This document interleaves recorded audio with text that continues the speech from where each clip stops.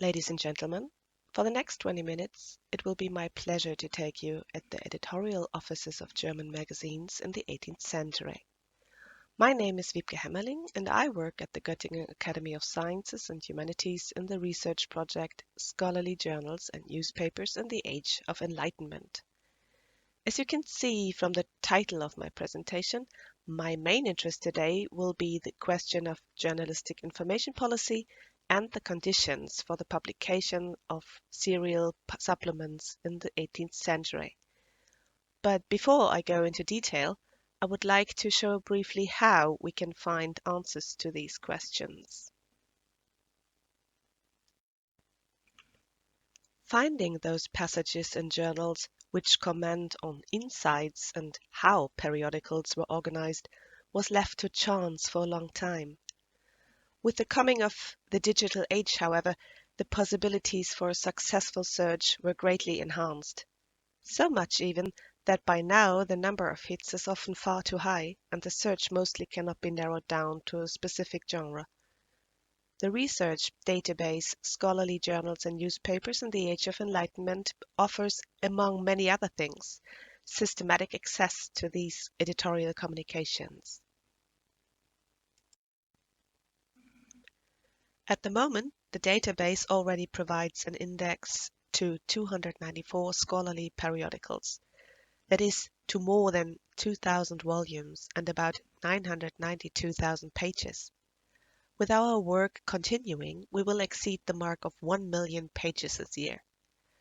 Currently, the database gives access to almost 160,000 book reviews and more than 170,000 scholarly papers, reports on scientific discoveries and projects, and to articles with news from the world of academia, be it institutions or scholars. It also makes more than 2,200 editorial announcements available, which provides important information about programmatics and infrastructure conditions of the periodical market. In our database, the articles are divided into different categories. For my purpose, the genres of the preface, the editorial note, and the statement would be the relevant choices. In addition to this distinction, we also attribute 3 types of keywords to each article: thematic, geographical, and person-related keywords. Next to the attribution of keywords, the content of the articles is also classified by subject. The database uses a historical subject classification system from the late 18th century with 70 main scientific subjects and about 1,550 topics. The database thus offers the most extensive systematic index to German language periodicals of the 18th century. As you can see here, the most relevant subject category for my question today would be the one about criticism, including the culture and principles of reviewing. Not all of the self-referential information will be found here. It could also be related to the subject of book trade or biographies, but it would surely be a good start. Let's now take a look at the most common types of editorial communication. Checking the keywords in the database, which refer to articles with notes and comments from editors, is a valuable help for finding out which topics were of predominant interest. First, controversies in which individual journals were involved because of their reviews. And second, programmatic orientation, purposes and intentions, which would most likely be found in the prefaces. Third, information for potential contributors. Of course, also information for potential readers with details on publication of the journal, for instance, on the frequency of publication. There are also various revocations that reflect the uncertainty of the news channels. Most of them concern vocations, but there are also hasty obituaries among them. Editor changes would also be announced and give one of the rare insights into the editorial office and its staff. Furthermore, there are notes with details on the distribution of the journal, for instance, on how to place an order, or notes on occurring problems like delivery delays. And lastly in this list, notes about judgment criteria of reviews. This could have been added to the first point, but as a special case, it is not a reply itself, but a methodical reflection on journalism and criticism, which again would mostly be found in prefaces.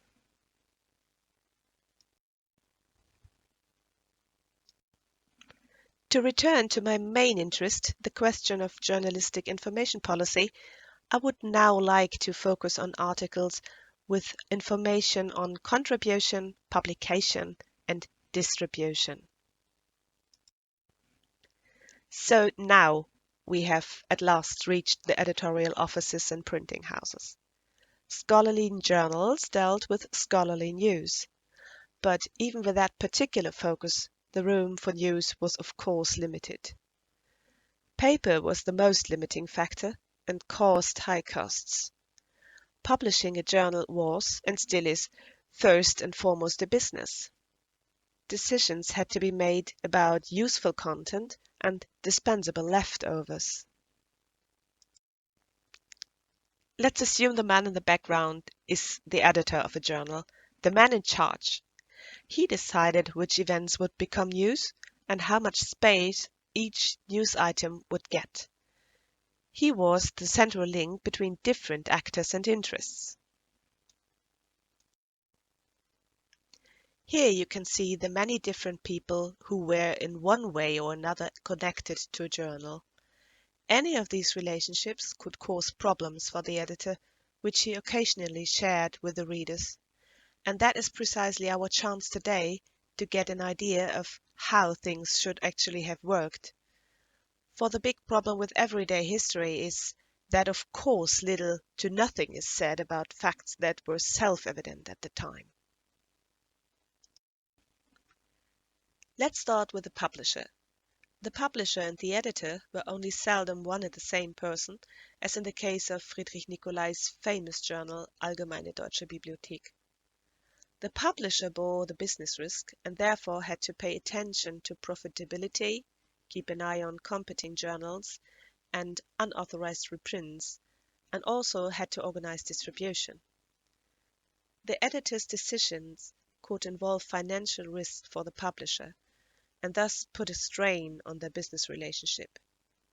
Legal violations and problems with censorship would fall back on the publisher and not necessarily on the editor of the journal. Thus, there were not only changes of editor, but also changes of publisher, as in the case of Johann Christoph Gottsched's Die vernünftigen Tadlerinnen. In 1726, the publisher Andreas Braun was forbidden by the censors to continue the publication. This led to a rift with Gottsched, who then continued to edit the Tadlerinnen in Leipzig and commented on the dispute with his publisher in other journals. Besides possible problems with one's own publisher, there could also be tensions with other publishers. Bad reviews and the idea of quality control on the book market by journals could turn a promising book into a shelf warmer. Competition was strong, and the fear of partiality and influence on the market by individual popular journals and their publishers was probably not entirely unjustified. At the same time, however, publishers advertised their range in journals, and thus they were also business partners. You see, a not entirely simple relationship.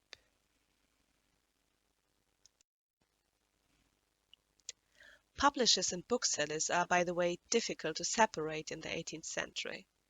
Usually, booksellers not only distributed the range, they also published books themselves. They had their own exchange network through which periodicals could also be obtained. Booksellers were an important part of the distribution. Periodicals which were not subscribed to weekly could be ordered monthly or quarterly through the booksellers. This independence from the post could be significant when negotiating delivery costs, as the post otherwise held a monopoly position. Occasionally, editorial notices would also mention the work of printers and paper manufacturers. The visual appearance and thus the image of the journals depended to a large extent on the printers. The cleanness of print, as well as the number of printing errors, were important quality criteria. Reasons for possible printing delays had to be explained to the reader. Especially in times of war, such notes can be found. In 1762, for example, the Göttingischen Anzeigen von gelehrten Sachen explained their problems with a great lack of typesetters, who had of course also been drafted for military service. As for the paper manufacturers, they had to face supply problems as well, especially during wartime, which equally led to printing delays. Paper was made from rags, and as demand increased, they were more and more difficult to obtain in sufficient quantities. This had a great impact on the quality of the paper and, of course, on prices. Price increases of the journals every now and then could therefore not to be avoided, and this again had to be explained to the reader. In addition, some journals could also be purchased in different paper qualities.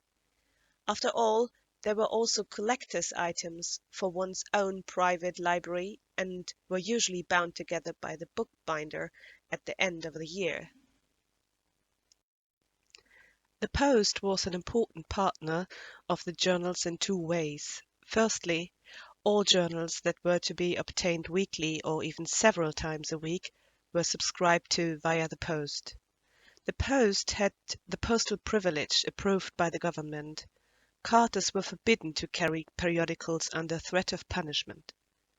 For postal workers, the distribution of periodicals could bring significant additional income.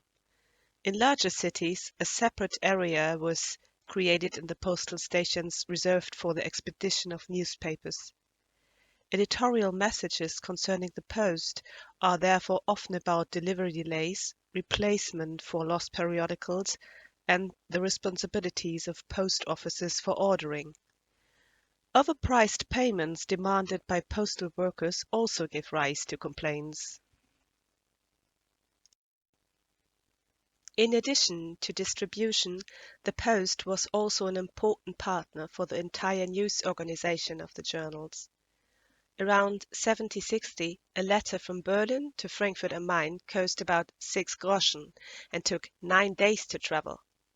That was a little more money than a day laborer in Leipzig would have earned in an entire day at that time.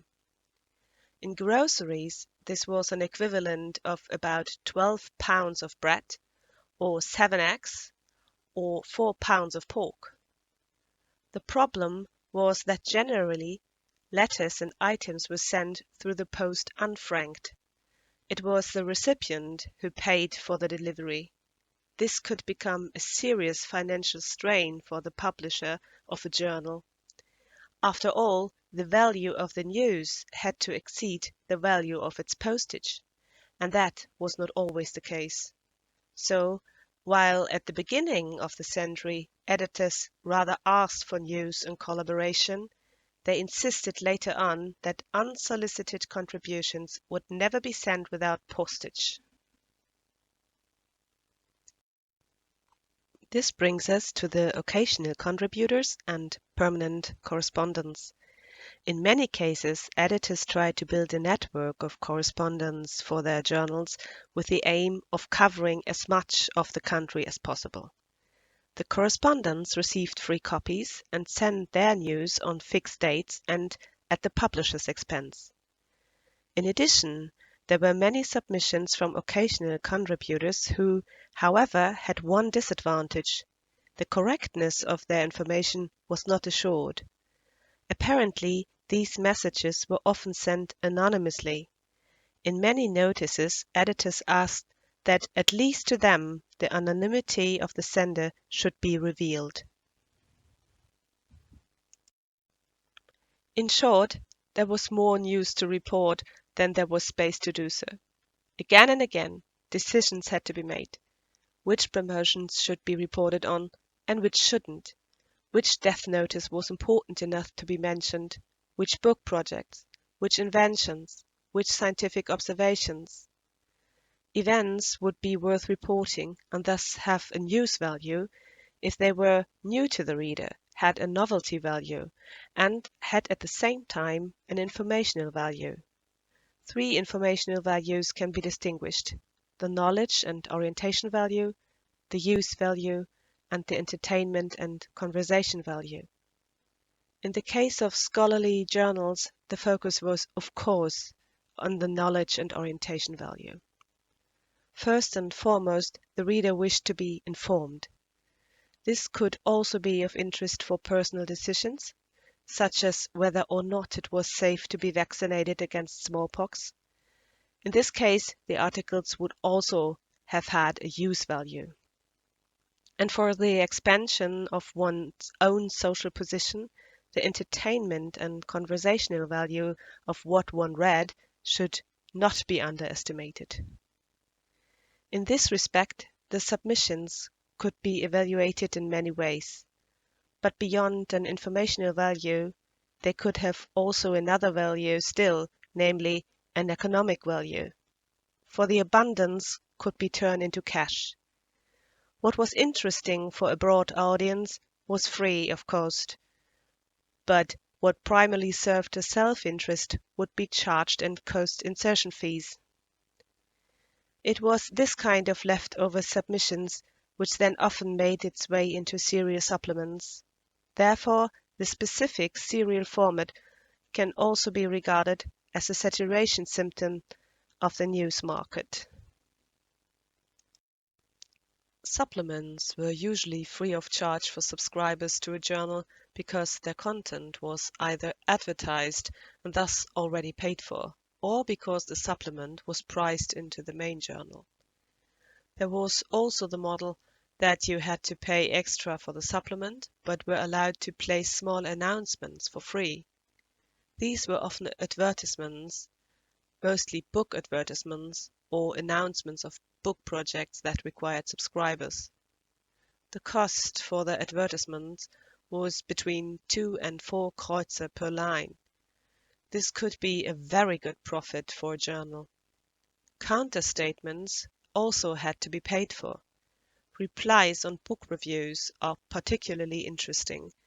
They were only seldom inserted in the journals themselves, but for the authors they were an urgent concern. In supplements, such as the Intelligenzblatt of the Allgemeine Literaturzeitung from Jena, they could take up several pages. This made them a good business model. The worse the books were reviewed, the more money could be made with the counter-statements. So there were advertising supplements joined to scholarly journals, but also scholarly supplements added to advertising papers. There were subject-specific supplements, for example, literary or political. There were Latin supplements for the international market and, conversely, German supplements that attempt to reflect the international market in the form of excerpts from foreign journals. And there were remarkable concepts, as for instance reports on war as a supplement to a woman's magazine. On the whole, about 70 serial supplements to periodicals can be identified up to 1820. Of course, this is a relatively small number, and therefore they remain a marginal phenomenon of periodical research. However, I hope to have shown you how much these supplements can still tell us today about journalistic information policy in the 18th century. Thank you for your attention.